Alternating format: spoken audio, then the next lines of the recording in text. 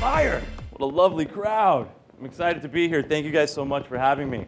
So, there used to be a long time ago when I would ask people, does anybody know what Twitch is? And a lot of people had no idea what Twitch was. But I'm going to ask, because I have to. You guys know what Twitch is now? Is it time? There's one person in the back said, yeah! There's other people in here. So finally, you love it, or you say you don't know what it is? You love it? Okay, finally. Finally. Thank gosh. Thank gosh. All right. So, utilizing Twitch for game development and growth, right? So, that means a lot of things because everybody has their own unique journey and everybody's game is different. And game developers, which you guys are, hopefully, can use us for a whole world of unique experiences. So, Twitch 101. If you don't know what Twitch is, or maybe if you knew what Twitch was, you might not know some of the numbers, right? Look at that. We made it. We started from the bottom, now we're here. We got 100 million uniques a month. That's crazy. And for anybody who doesn't know, I was a broadcaster very, very long time ago.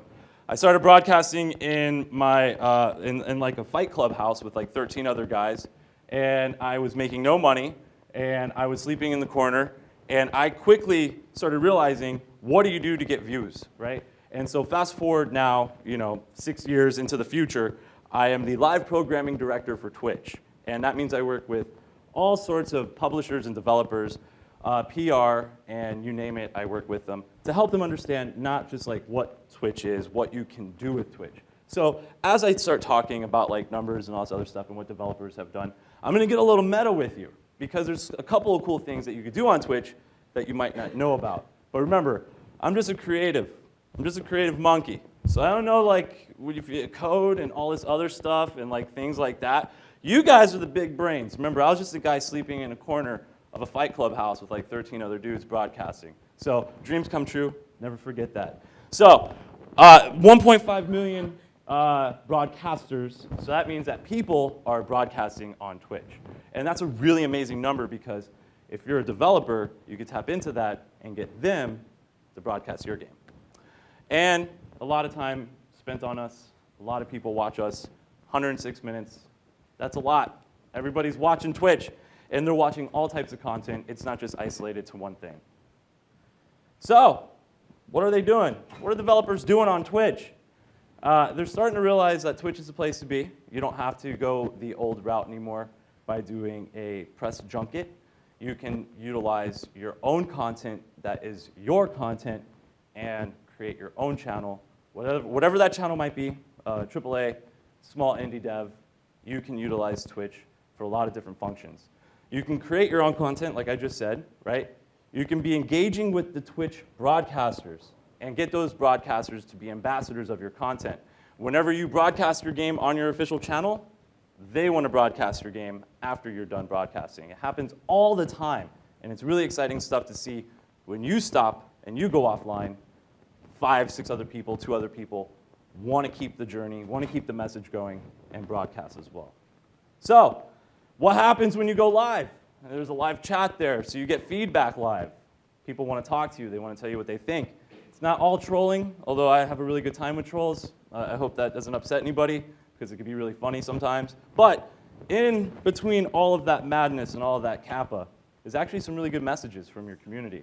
So you can get some really good feedback if you're doing development, right? There's all sorts of people who broadcast on Twitch, and sometimes they broadcast their games in a very early form of the game, and that feedback is actually really helpful. So pay attention sometimes. It's not all kappa spams and dog face, no space. So some people, and this might not apply to some of your games, but you could certainly try to create tournaments and competitions and all sorts of other really cool things for your game, but you don't always have to do that, right? There's going to be a time when you sit back and if you're broadcasting, this is your journey, you can create something that isn't a tournament, but can be a tournament, even if your game doesn't use that. Like, esports is pretty much the best example for, yeah, we can do a tournament for this, we get a trophy, but there's speed runs of all sorts of games. And there's not just speed runs, but there's also tournaments and weird things for games that you would never think would have a tournament for.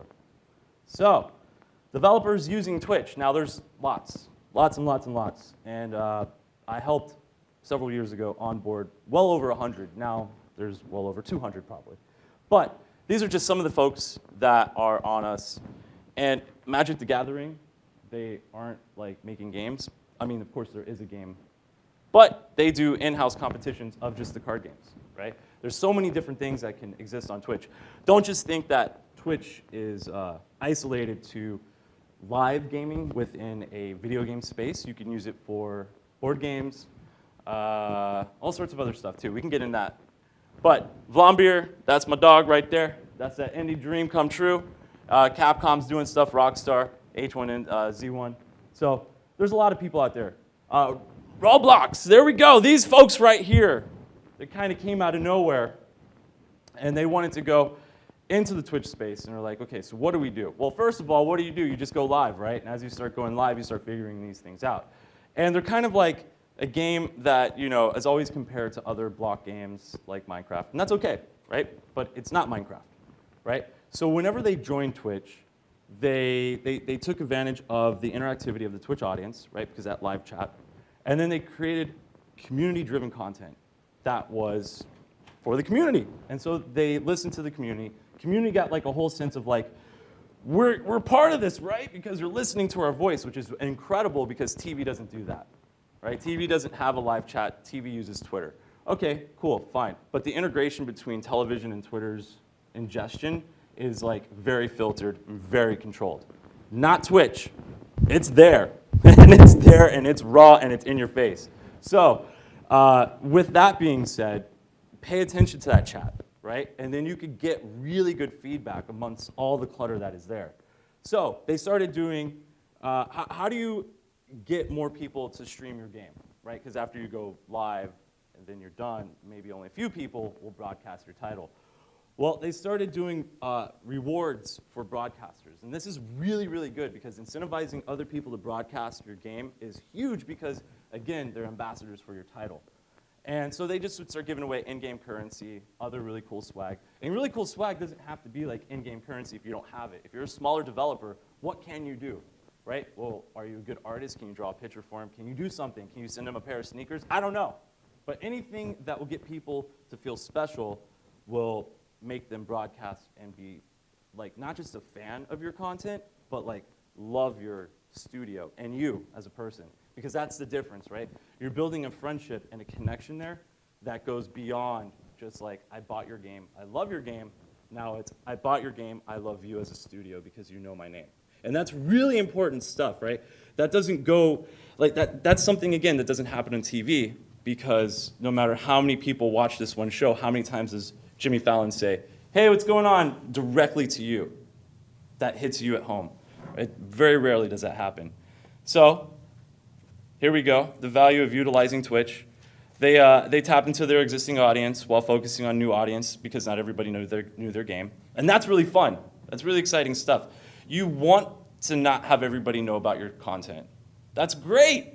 That's a whole new world of people that when they come into your channel, they see your game for the first time and they're like, yo, what is this? Tell me more, I want to know everything. And that's your chance to do it live. And you figure these things out as you continue to broadcast. You figure out how to say those really quick. And then when you say that, people will have a chance of buying your game or downloading your game, however they can get your game quickly.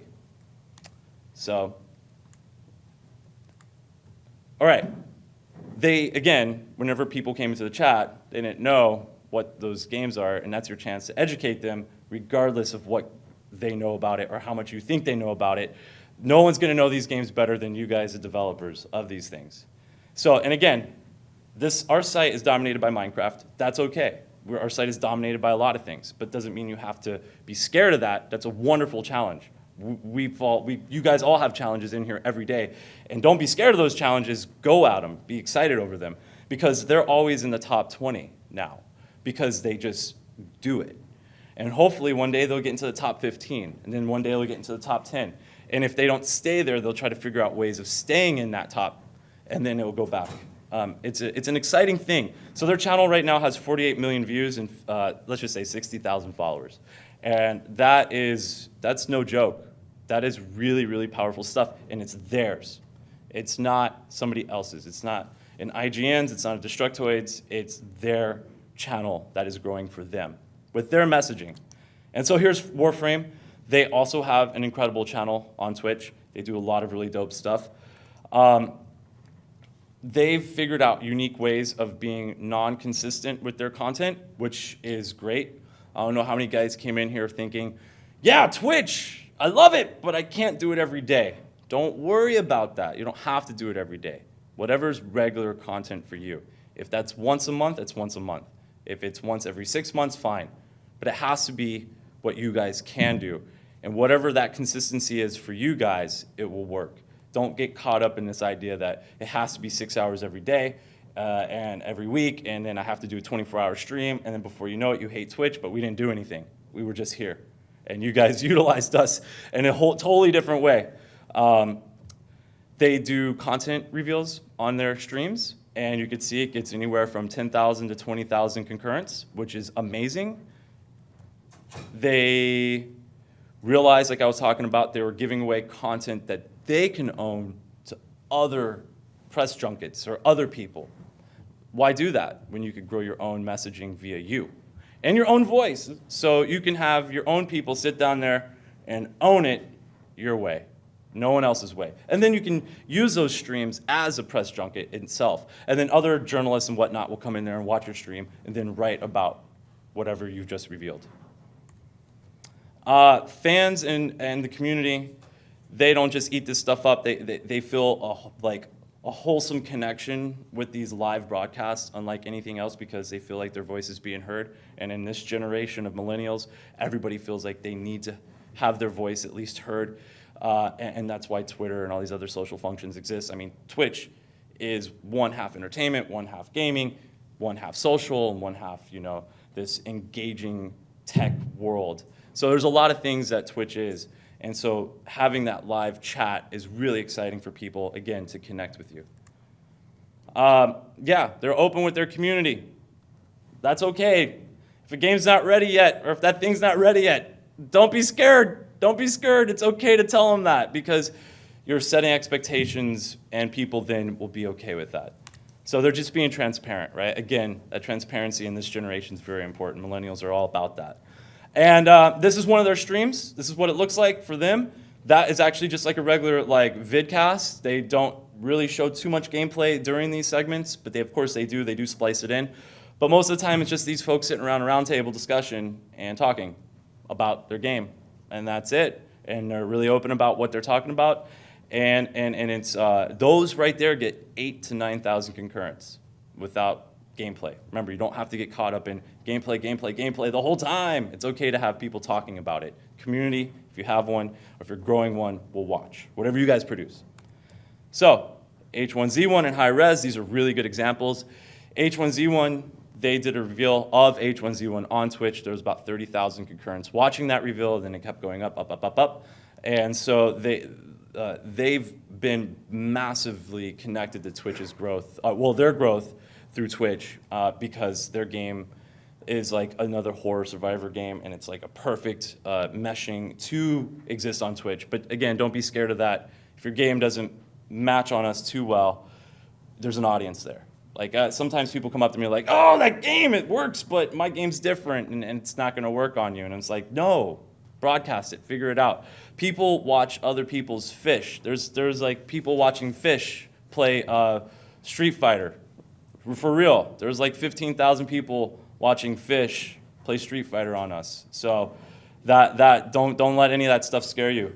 High res is kind of like a pioneer in themselves on broadcasting. Bart is a genius.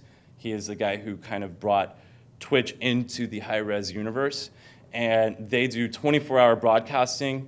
They've been able to hire Twitch broadcasters as influencers for their own unique world. And then they have Bart and other people on the high-res team do regular broadcasts, I think daily, but only for a short time. So when Bart goes live, it's live for like an hour, 2 hours, but that's considered the super show of the day. And then that's when they get the most concurrence. So whenever he's done, then a community member comes on, and then so on throughout the day. And they actually have like a 24-hour channel for their esports folks too. So they have their own original developer content as well as the community content as well. And again, don't be scared. All the world, we're all together. We're all one. Isn't that what they always say? So your game fits in here somewhere. Don't let anybody freak you out. Like World of Tanks is down there. They're still part of the ecosystem that makes Twitch. We're all gamers, right? It's still a game, and people want to be a part of it. And so your game will figure and fit in somewhere into this graph. And this is what I really wanted to talk about. Do you guys remember this? If not, it's okay. Twitch Plays Pokemon was a big deal. This was dope for a lot of people. It had 90,000 concurrents watching an old Game Boy version of Pokemon. And what made this such a big thing was that the chat was actually controlling the character in game. Now, I get choked up whenever I think about this too. So whenever there was a kid in Australia, and he was like 17 years old. He built the back end of our API into Twitch Plays Pokemon, into Pokemon. And it wasn't really like anything too elaborate. It was just like, okay, the chat can make them go left, or the chat can make them go right, or pick stuff up. And it took 2 weeks. I didn't think this was actually ever going to happen, but it took 2 weeks for 90,000 people. Well, at the peak, I think it went up to 120,000 people to beat this game. And it was such a huge thing, not just on Twitch, but it became Reddit. It was a meme. It had its own language. People were watching it every day. And so this I really wanted to get into with you guys, because you guys make the games, right? And I'm just here talking about them. But how cool was it that some kid who really didn't know what he was doing was able to build something with our API to get people to play the game? And so let's get really meta, right? Now this function actually exists in PlayStation 4, and it's never been used right at all. But I guess we're getting there as we keep growing. But you see there, that's Batman, right? New Batman Arkham's out, or coming out soon. What if the chat had the function to do something weird in the game? I don't know. Like, so Batman, well, he's Bruce Wayne, right? Well, what if the stock market, you controlled the stock market, and depending on how much money is actually being funneled into Bruce Wayne Enterprises, he has ammunition, or he runs out of gas, or something different happens in that game.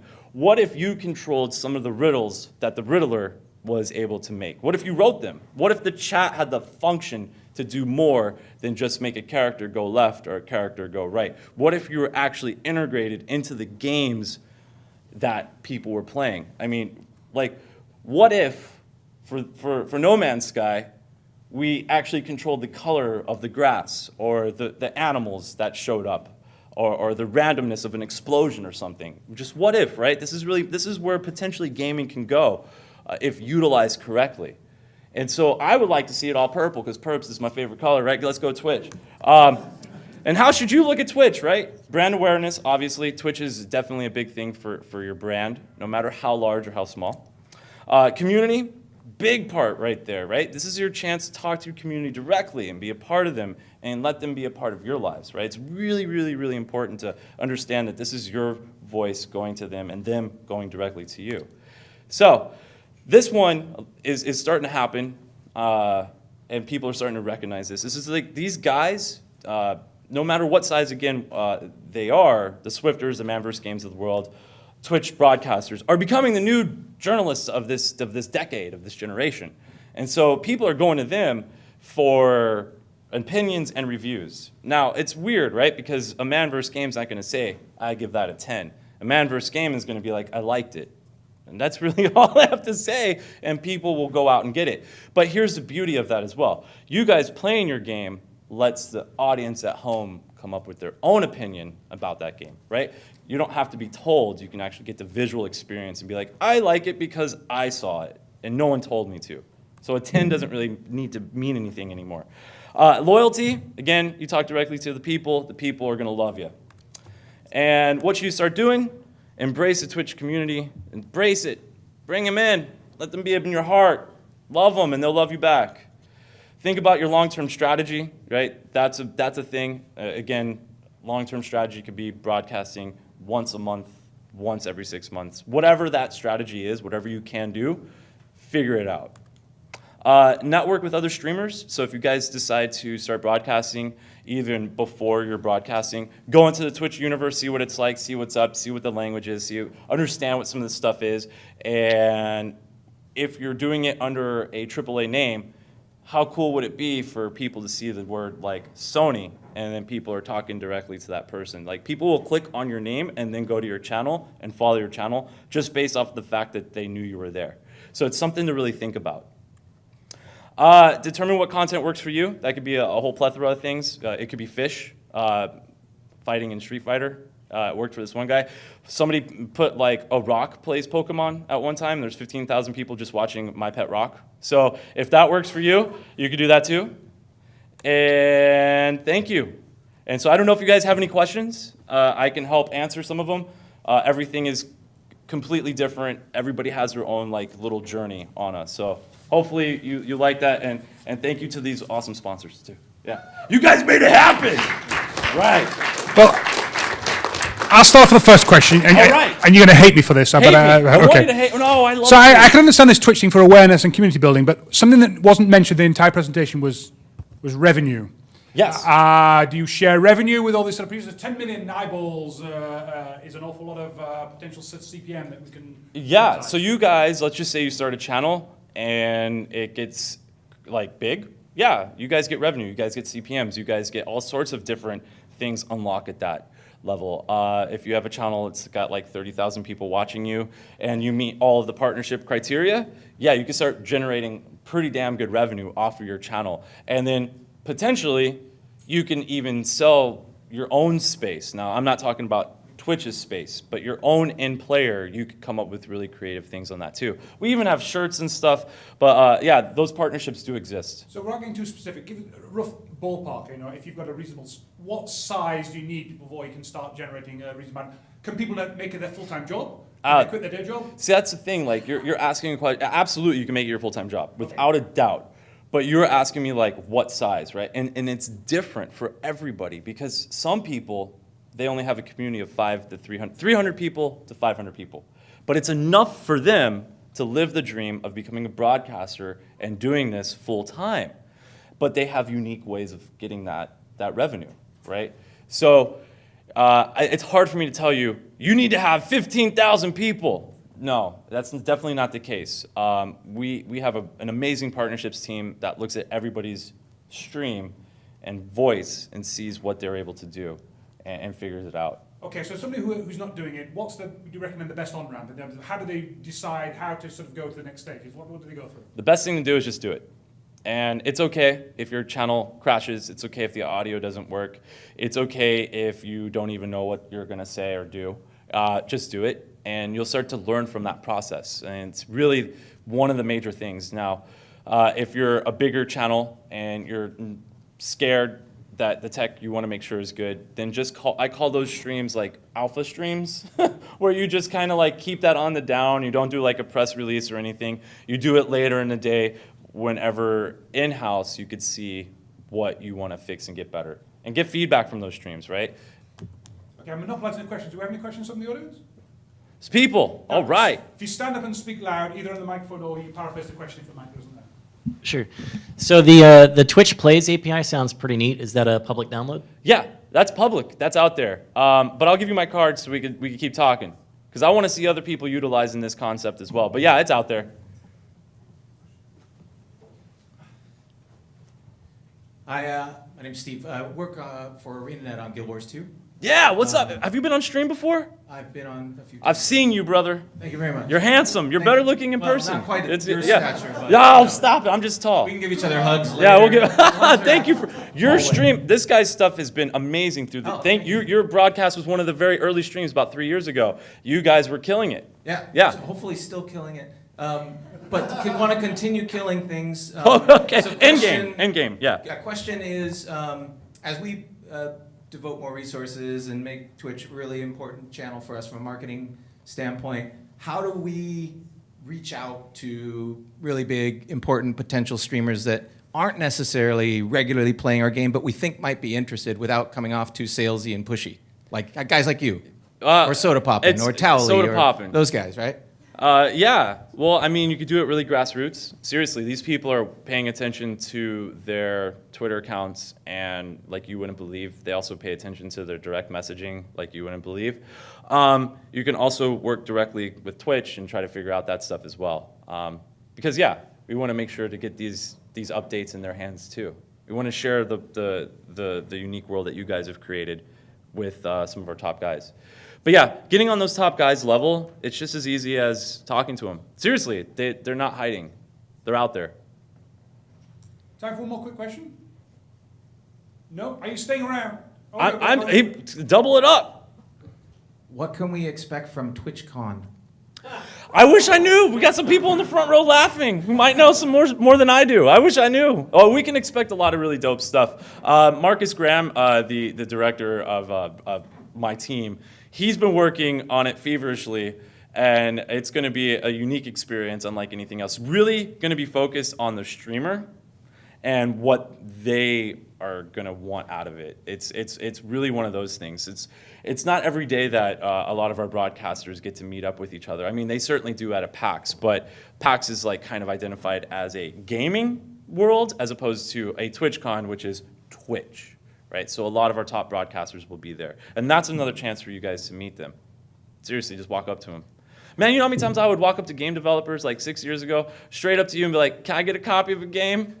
And back then it was impossible. But I love you now. It's because you guys are here, and this is a big deal because you guys are more willing to give out copies to people than ever before. Okay, we're officially out of time. Are you going to stay around for the rest of the day? I'm going to stick around. I'm Okay. going to stick around unless I get arrested. Okay, well, But Seattle's crazy. Stay out. We're going to carry on with Minda Love later on.